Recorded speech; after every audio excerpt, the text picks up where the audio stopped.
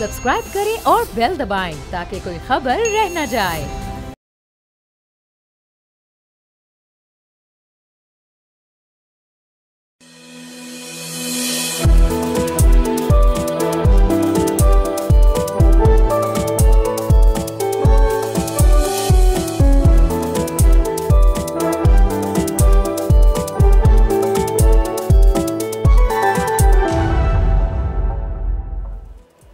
अस्सलाम वालेकुम and very good morning नाजरीन। प्रोग्राम फ्रंट पेज के साथ मैं हूं आपका होस्ट मोइज़ुर रहमान और मैं हूं अरीबा फातिमा।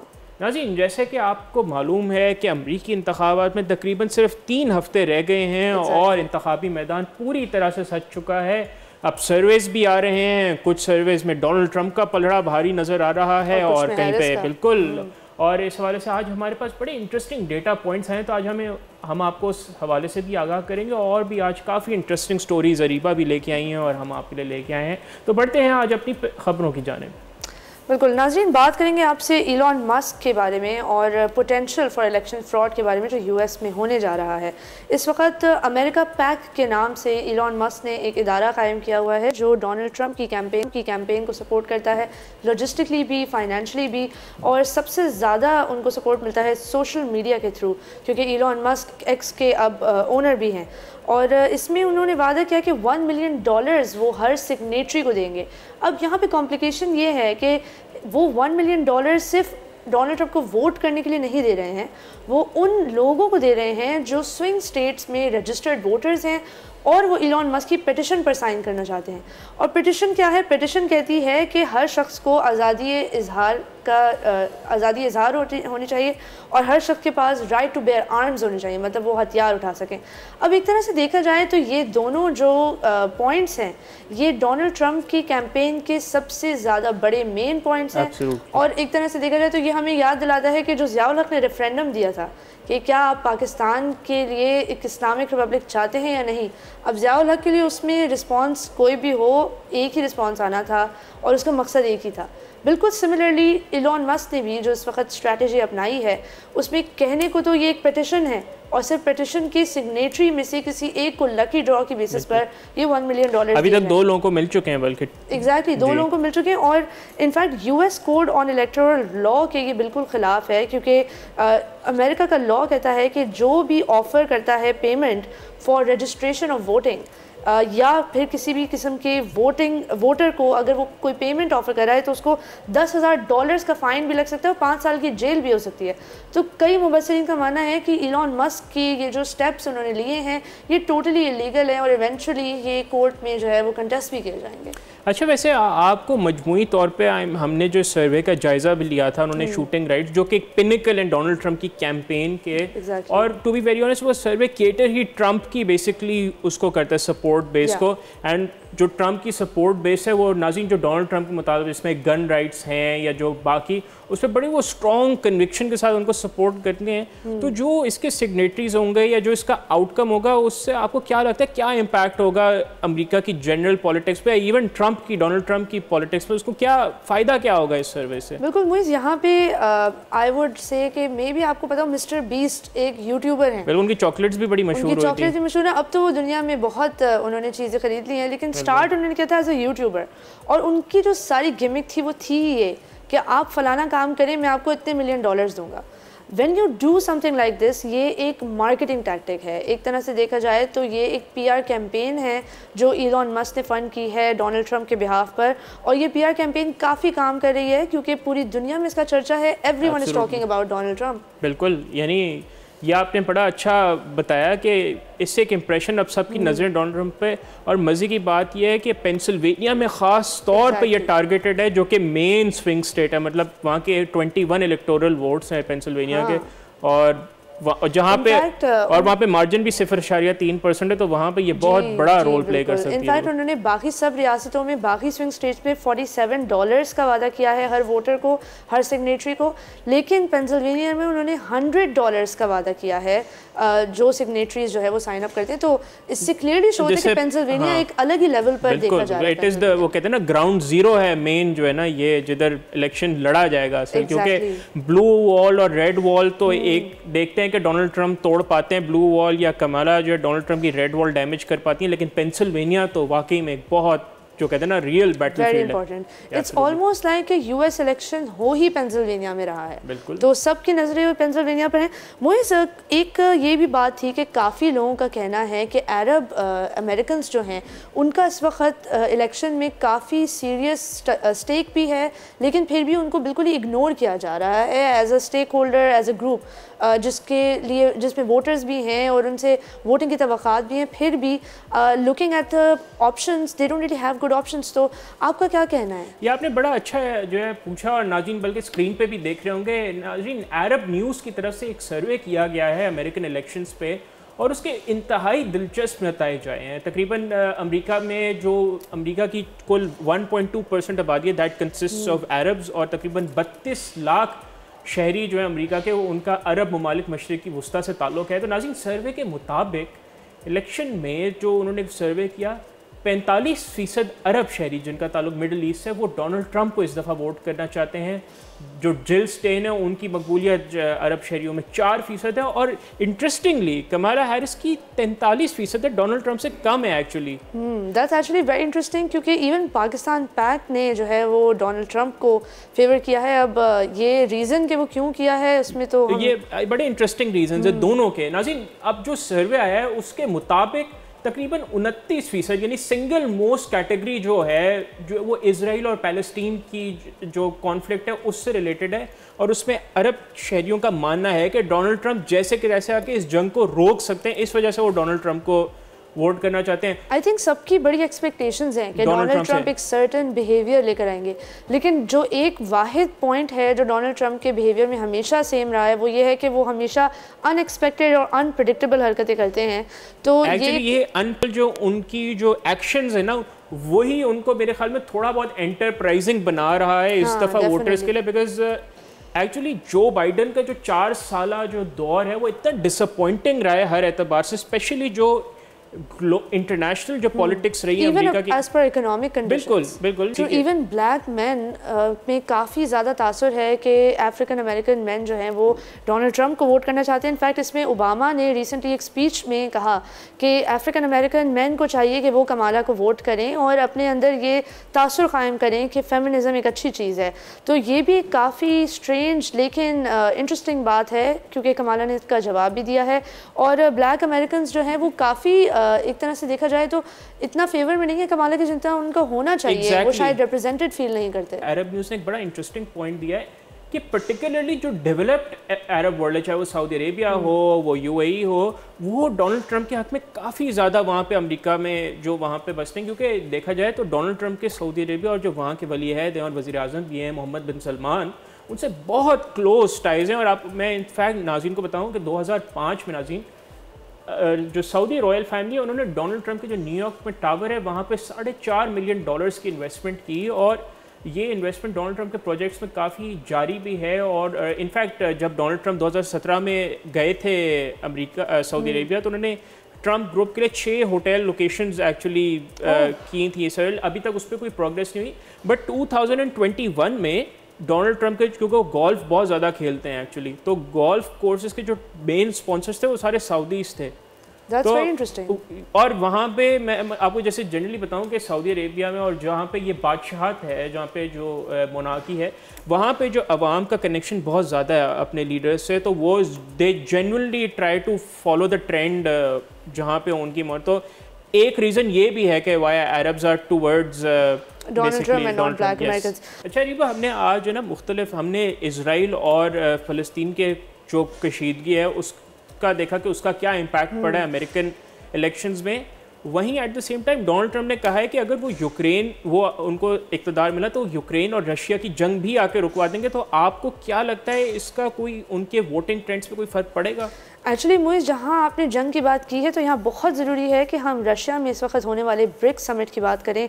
ब्रिक्स यानी कि ब्राज़ील, रशिया, इंडिया, चाइना और साउथ अफ्रीका, और अब इस कोalition में इथियोपिया, यूएई और ईरान भी शामिल हो चुके हैं, जो कि एक बहुत ही नाजुक सूरत हाल है, क्योंकि ईरान और यूएस के बीच में होने वाली कशीदगी और इस वक्त रशिया के शहर काज़ान में मौजूद ये सारे ग्लोबल लीडर्स एक और ही नक्शा खींचते हैं दुनिया की ग्लोबल पावर्स का, और इस वक्त नज़र आता है कि एक न्यू वर्ल्ड ऑर्डर शेप ले रहा है जो अमेरिकन हेजेमनी को, जो ग्लोबल अमेरिकन हेजेमनी उसको चैलेंज करना चाहता है इकोनॉमिकली, जो on the economic front. And the reason why this summit is very important is also because last time जब ये ब्रिक्स का समिट हुआ था तो रशियन प्रेसिडेंट व्लादिमीर पुतिन उसमें पार्टिसिपेट नहीं कर पाए थे क्योंकि ICC का वारंट था उनके खिलाफ यूक्रेन में होने वाली वॉर क्राइम्स की वजह से।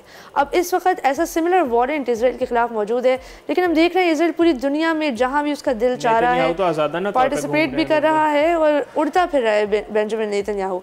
लेकिन पुतिन को इस साल ये मौका मिला है कि ग्लोबल लीडर्स को रशिया में इन्वाइट किया जाए, और काजान के शहर में इस वक्त ब्रिक्स के समिट में मौजूद हैं चाइना के Xi Jinping, Narendra Modi India से वो भी आ चुके हैं, और ईरान के मसूद पज़ेश्कियां भी इस वक्त वहाँ मौजूद हैं। इसके साथ साथ साउथ अफ्रीका के सिरिल रामाफोसा और टर्किश प्रेसिडेंट रेसेप एर्दोगान, ये सब भी वहाँ मौजूद हैं। तवक्का थी कि ब्राज़ीलियन प्रेसिडेंट लुइस इनाशियो लूला डा सिल्वा ये भी आएंगे, लेकिन इनकी कोई इंजरी हो गई है घर में तो इसलिए वो नहीं शिरकत कर पाए हैं। बिल्कुल बिल्कुल। आप ये बता सकती हैं कि ब्रिक्स की इलाकाई सतह पे स्पेशली रीजन के लिए क्या इम्पोर्टेंस है, और जो हालात इस वक्त चल रहे हैं चाहे वो मशरक़ी वस्ता में जो कशीदगी है या यूक्रेन में जो मसले मसाइल हैं या चीन और अमेरिका के दरमियान, क्या इसमें what can you expect from this years BRICS conference? Actually Moiz I think that's a very important question. जो भी मुबसरीन इस वक्त ब्रिक्स में भी मौजूद हैं या इसके बारे में लिख रहे हैं, उनका मानना है कि ये एक न्यू वर्ल्ड ऑर्डर की तश्कील देने का एक अमल है, जिसमें ये एक अटैम्प्ट है क्योंकि जो ये डेमोक्रेसीज़ हैं ये दुनिया की सबसे बड़ी डेमोक्रेसीज़ भी हैं और इमर्जिंग इकॉनमीज़ भी हैं।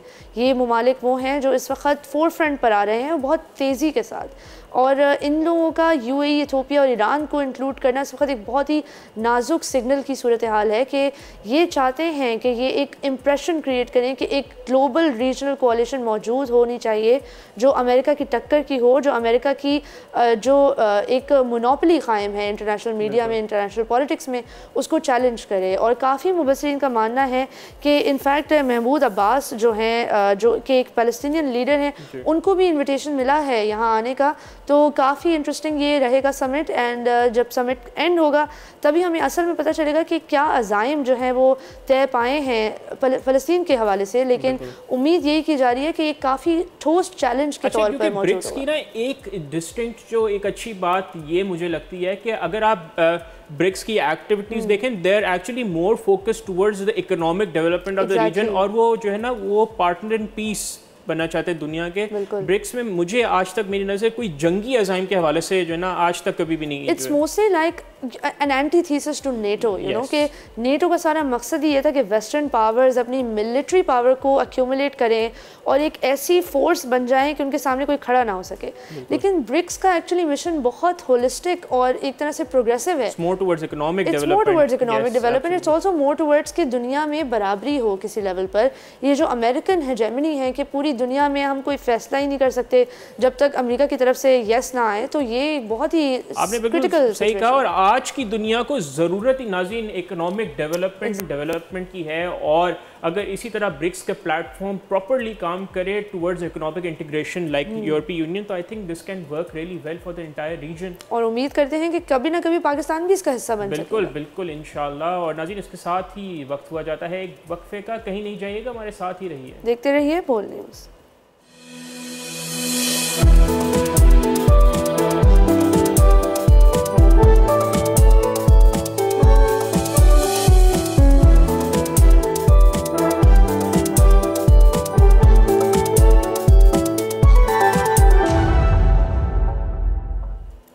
नाज़रीन welcome back to front page. Break से पहले हमने आपको आगाह किया कि इस वक्त US इलेक्शन में क्या अपडेट्स हैं, और हम आपको बराह रास्त ये अपडेट्स बताते रहेंगे। लेकिन अब बात करते हैं चाइना के बारे में। आज हम चीन की माशी सूरत हाल पर बात करेंगे। चीन ने अपनी मईशत को दोबारा ज़िंदा करने के लिए क़र्ज़ में नुमायाँ इजाफे का वादा किया है, लेकिन सरमायाकारों को इस स्टिमुलस पैकेज के मजमूई साइज़ के बारे में अंदाज़ा लगाने के लिए छोड़ दिया गया है। ये एक अहम तफसीर है जो हालिया स्टॉक मार्केट की तेज़ी की मुद्दत का अंदाज़ा लगाने के लिए ज़रूरी है। फाइनेंस मिनिस्टर ने एक प्रेस कॉन्फ्रेंस में बताया है कि बीजिंग की लोकल गवर्नमेंट को इन क़र्ज़ के मसाइल से निपटने में मदद करेगा। कम आमदनी वाले लोगों को सब्सिडी देगा और प्रॉपर्टी मार्केट की मदद करेगा, स्टेट बैंकों को सरमाया कारी करने में भी हेल्प करेगा। नज़ीन, जो चाइनीज़ वज़ीर ख़जाना लॉन फ़ुआन ने बताया है कि उनकी तरफ से जो लिए गए इक़दाम वो हैं जिनकी मदद से सरमायाकार चाइना से गुजारिश बहुत पहले से कर रहे थे, क्योंकि नाज़रीन दुनिया की दूसरी सबसे बड़ी मईशत अपनी रफ्तार आहिस्ता आहिस्ता खो रही है। उसके हमने अभी रिसेंटली कवर भी किया था कि उसकी मेन वजह ये नहीं कि कोई चाइना के इकनॉमिक हालात इस तरह की नहीं, एक्चुअली जो 2010 के बाद से जो चाइनीज़ पॉपुलेशन ग्रोथ में जो एक स्लो डाउन उसकी एक बहुत बड़ा actually that is a very big factor, क्योंकि जो चाइनीज़ इकॉनमी उसने अपनी जो डोमेस्टिक ग्रोथ है वो पीक की थी 2010 तक। चाइना जो है वो डिफ्लेशनरी दबाव से निपटने और सार्फिन के एतमाद को बढ़ाने के लिए बहुत सख्त मेहनत कर रहा है। प्रॉपर्टी मार्केट में तेज़ गिरावट भी आई है जिसने मुआशी मुश्किलात को मज़ीद बढ़ा दिया है। लेकिन जो चाइनीज़ वज़ीर ख़जाना उनकी जानिब से जो पैकेज की डॉलर वैल्यू की जिक्र ना करना सरमायाकारों के लिए एक वाज़ेह पॉलिसी का रोड मैप का इंतज़ार मज़ीद लंबा कर सकता है। नाज़रीन, ये जो वेट है ये उस वक्त तक जारी रह सकता है जब तक जो चाइनीज़ पार्लियामेंट है वो उसकी मंजूरी ना दे दे और जो इजाफी कर्ज जारी करने की मंजूरी बेसिकली देती है। वहीं सिंगापुर में भी OCBC के इन्वेस्टमेंट स्ट्रैटेजी के मैनेजिंग डायरेक्टर वासु मेनन ने कहा है एक प्रेस कॉन्फ्रेंस में कि अज़म पर मजबूत थी लेकिन अददी तफसीलात में कमी थी। उन्होंने मज़ीद कहा कि वो बड़ा फिस्कल स्टिमुलस जिसकी सरमायाकार स्टॉक मार्केट की तेज़ी को जारी रखने के लिए उम्मीद कर रहे थे वो सामने नहीं आया। ये मार्केट में कुछ लोगों को मायूस कर सकता है। हालिया दिनों में कई अदाद शुमार ने तवक्कात को पूरा नहीं किया है। इससे माशी माहिरीन और सरमायाकारों में तशवीश पैदा हो रही है कि हुकूमत का इस साल तकरीबन 5% तरक्की का हदफ खतरे में आ सकता है। अरीबा, ये एक कंसर्न है बेसिकली, क्योंकि basically there is lack of clarity, but actually जो इस वक्त पूरी दुनिया के जैसे वेस्ट में इन्फ्लेशनरी प्रेशर्स हैं, जो चाइनीज़ मार्केट है वो डिफ्लेशनरी प्रेशर्स का शिकार है। Unlike inflationary pressures, deflationary market को एक्चुअली थोड़ा बूस्ट करना ज़्यादा मुश्किल होता है एज़ कम्पेयर टू इन्फ्लेशन को कंट्रोल करना। इनफैक्ट चाइना में तो ये काफ़ी पॉपुलर ट्रेंड इस वक्त नज़र आ रहा है कि youth is not interested in consumption. वो चाह रहे हैं कि वो बड़ी चीज़ों के लिए सेविंग करें, ट्रैवल करें, इस तरह के एक्सपीरियंसेस करें, लेकिन जो बेसिक एवरीडे कंजम्पशन होती है जिस पे इकोनॉमी का काफ़ी हिस्सा रिलाई करता है वो बतरतीब नीचे जा रहा है और उसको जब तक बूस्ट नहीं कर सकेंगे आई थिंक लॉन्ग टर्म में जो है ना ये थोड़ा प्रॉब्लम आएगा। और इसी वजह से जो सितंबर के भी जो नंबर्स हैं वो अभी नेक्स्ट वीक तक एक्सपेक्टेड हैं, उसमें और ज़्यादा डिक्लाइन तवक्को है। लेकिन जो चाइनीज़ ऑफिशियल्स हैं उन्होंने कहा है कि जो उनके 2024 के ग्रोथ टारगेट्स हैं वो पूरा करेंगे और वो काफ़ी कॉन्फिडेंस का जो है उन्होंने इजहार किया है। और जो नया जो फिस्कल स्टिमुलस है उसके बारे में जो ग्लोबल मार्केट्स हैं उसमें भी शदीद क़यास सराहियाँ हो रही हैं। और उसी तरफ जो कम्युनिस्ट पार्टी है जो वहाँ पे रूलिंग पार्टी है, वहाँ पे जो उनके आला रहनुमा हैं उन्होंने सितंबर में जो उनकी मीटिंग हुई थी उन्होंने उसमें कहा कि मईशत को जो एक बूस्ट और एक उसको स्टिमुलस देने की बहुत अशद ज़रूरत है। और इसी की वजह से क्योंकि अब मार्केट्स को जो वहाँ पे कंज्यूमर बेस है उसको नज़र आ रहा है इन्वेस्टर्स को कि काफ़ी सीरियस है चाइनीज़ हुकाम इकॉनमी को बूस्ट करने में, तो वहाँ पे जो स्टॉक मार्केट का इंडेक्स है वो इस वक्त अपनी 2 साल की बुलंद तरीन सतह पर आ गया शंघाई स्टॉक एक्सचेंज का। और इस मीटिंग के चंद ही दिनों के अंदर अंदर तकरीबन 25 से 30% इजाफा हुआ है मार्केट इंडेक्स पे। और मुइज़ रॉयटर्स ने पिछले महीने रिपोर्ट किया था कि चीन इस साल ताज़ा फिस्कल स्टिमुलस के हिस्से के तौर पर तकरीबन 2 ट्रिलियन युआन यानी $284 बिलियन के खुसूसी सोवरेन बॉन्ड्स जारी करेगा और इसका इरादा रखता है इसका निस्फ हिस्सा मकामी हुकूमतों को इनके क़र्ज़ के मसाइल से निपटने के लिए मदद करेगा और इसलिए इसका इस्तेमाल किया जाएगा, जबकि इसका दूसरा हिस्सा घरेलू सामान और दीगर अशिया की ख़रीदारी को सब्सिडाइज वही जो हम बात कर रहे थे कि ताकि इससे जो डेली लाइफ कंजम्पशन है वो इससे उसका जो मेन पर्पस है वो बढ़ाया जाए। और साथ ही साथ 2 या 2 से ज़्यादा बच्चों वाले तमाम घरानों को हर बच्चे के लिए तकरीबन 800 युआन यानी $114 माहाना अलाउंस भी फराहम की जाएगी। आई थिंक ये जो इस तरह के मेजर्स लिए जा रहे हैं कि बच्चों की अलाउंस भी मिले और लोगों को इनकरेज किया जाए कि वो स्पेंड करें, एक तरह से देखा जाए तो जो कम्युनिस्ट पार्टी का बेसिक मोटिव था of running the economy, of the perspective of the world, उस सब के बरक्स वो ये काम क्योंकि बेसिकली विद टाइम जो दुनिया की जो इकोनॉमी है उसके वो भी तो चेंज हो गए ना, ऑफ मोडस ऑपरेंडी के ग्रोथ किस तरह आती है। यहीं पे सेंट्रल बैंक ने सितंबर के आखिर में कोविड-19 वबा के बाद से सबसे ज़्यादा जारियाती मालियाती हिमायती इकदाम का ऐलान किया, जिसमें शरह सूद में कमी, 1 ट्रिलियन युआन की लिक्विडिटी इंजेक्शन और प्रॉपर्टी और स्टॉक मार्केट्स की मदद के लिए दीगर इकदाम शामिल हैं। इन इक़दाम ने मार्केट के जज्बात को बेहतर किया है। ये सेंटिमेंट है जो बिज़नेस कॉन्फिडेंस को भी इंकरेज करता है, लेकिन तज्ज़ियाकारों का कहना है कि बीजिंग को ज़्यादा गहरे स्ट्रक्चरल मसाइल को भी मजबूती से हल करना पड़ेगा और इसकी काफ़ी सख्त ज़रूरत है, स्पेशली कंजम्पशन और क़र्ज़ पर अपनी बुनियादी ढांचे की सरमायाकारी के इन्हिसार को कम करना पड़ेगा। चीन का ज़्यादातर फिस्कल स्टिमुलस अब भी सरमायाकारी में जाता है, लेकिन इससे माशी तरक्की से ज़्यादा तेज़ी से क़र्ज़ बढ़ता है और इसीलिए मुनाफा भी कम हो रहा है। अच्छा, यहाँ पे बहुत एक इंटरेस्टिंग एंगल मैं आपको बताऊँ, चाइना ने मतलब अगर उनको डोमेस्टिक इकोनॉमी फ्यूल करने में उनको प्रॉब्लम हुआ, what they have done remarkably well इसके उन्होंने हाथ पे हाथ बैठ के नहीं बैठे हैं, उन्होंने जहाँ वो डोमेस्टिक इकोनॉमी को फ्यूल करें वहीं पे उन्होंने अब अपनी सोर्सेज ऑफ जो ग्रोथ है they have actually shifted beyond China, जो कि वो जो है इन्वेस्टमेंट फॉरेन डायरेक्ट इन्वेस्टमेंट्स भी कर रहे हैं, चाहे वो बेल्ट एंड रोड इनिशिएटिव हो, सी पैक हो या अफ्रीका में जो investment, yes, so they are actually changing the ways of economy. और ये काफ़ी I think this is very interesting to see, क्योंकि इससे चाइना को डिविडेंड्स तो मिल रहे हैं इकोनॉमिकली। सो अगर उनकी डोमेस्टिक इकोनॉमी स्लो डाउन की तरफ है, बट देयर जो उनकी रीजनल कोलैबोरेशन है इकोनॉमी के हवाले से वो बहुत सक्सेसफुल है मेरे ख्याल में। एग्जैक्टली और रीजनल कोऑपरेशन की जहाँ बात करते हैं हम, तो ये इस वक्त एक बहुत ही क्रिटिकल मोमेंट है हिस्ट्री में कि जब regional cooperation alternative regional models की तरफ भी काफ़ी ज़्यादा रुझान है। इस एक तरफ ब्रिक्स का समिट हो रहा है, एक तरफ ये SCO समिट भी अभी हमने देखा है, तो काफ़ी ज़्यादा एफर्ट्स की जा रही हैं। बिल्कुल, they are all aimed at economic integration, ताकि सारे ये रीजन इकट्ठा, और ये एक्चुअली पाकिस्तान के लिए बहुत अच्छा मौका है इकोनॉमिकली प्रोग्रेस करने का, क्योंकि चाइना और पाकिस्तान बिल्कुल we are all weather friends, और चाइना इस वक्त एक्चुअली देख रहे हैं इन्वेस्टमेंट एवेन्यूज जिधर वो इन्वेस्ट करके खुद भी उनकी ग्रोथ फ्यूल हो। तो आई थिंक पाकिस्तान के लिए बहुत ही अच्छा ये एक अपॉर्चुनिटी है कि वो चाइना के वो ऐसा एक इन्वेस्टमेंट इकोसिस्टम बनाए जिसमें स्पेशली चाइनीज़ इन्वेस्टर्स आएँ और उनको सिक्योरिटी भी फराम हो, जो कि उसके हवाले से काफ़ी इकदाम हो रहे हैं। But this is a very good opportunity for Pakistan as well कि अपनी इकोनॉमिक, क्योंकि हमें FDI की बहुत सख्त ज़रूरत है। एक तरह से देखा जाए तो जो वाक़यात इस वक्त पेश आ रहे हैं दुनिया भर में, ब्रिक्स का समिट होना और चाइनीज़ इकॉनमी का इतना ज़्यादा प्रेशर के साथ अपने आप को तब्दील करना, ये सारी चीज़ें हमें एक ही डायरेक्शन की तरफ पॉइंट आउट करते हैं, और वो ये है कि इजराइल और फ़लस्तीन के इशू की वजह से पूरी दुनिया इस वक्त हैविली पोलराइज हो गई है। जहाँ एक तरफ रशिया और चाइना जैसे ममालिक डिमांड करते हैं कि फ़लस्तीनियों को उनकी आज़ादी दी जाए और इसराइल सीज़ फायर के ऊपर आमादा हो जाए, दूसरी तरफ US और बाकी western powers including UK and other countries constantly Israel को सप्लाई कर रहे हैं with aid and military assistance. हम देख रहे हैं कि एक न्यू वर्ल्ड ऑर्डर की तरफ दुनिया तश्कील कर रही है, और हमें नज़र आ रहा है कि इस वक्त कई ममालिक, इमर्जिंग इकॉनमीज़ और दुनिया की लार्जेस्ट डेमोक्रेसीज़ अमेरिका के सामने एक टफ चैलेंज पेश करना चाहते हैं। बिल्कुल, मैं भी बिल्कुल न्यू वर्ल्ड ऑर्डर के हिसाब से मैं कंक्लूड करना चाह रहा था, आपने बड़ा सही कहा। और नाज़रीन, न्यू वर्ल्ड ऑर्डर अब देखें इसके क्या रिजल्ट्स आते हैं, बट एक्साइटिंग टाइम्स अहेड। लेकिन नाज़रीन, आज के हमारे शो का वक्त हुआ जाता है ख़त्म। आपसे मुलाकात होगी दोबारा कल इंशाल्लाह। अपना बहुत ख्याल रखिएगा, और बोल न्यूज़ के सोशल मीडिया हैंडल्स पर अपना फीडबैक ज़रूर रिकॉर्ड करिएगा। खुदा हाफिज़।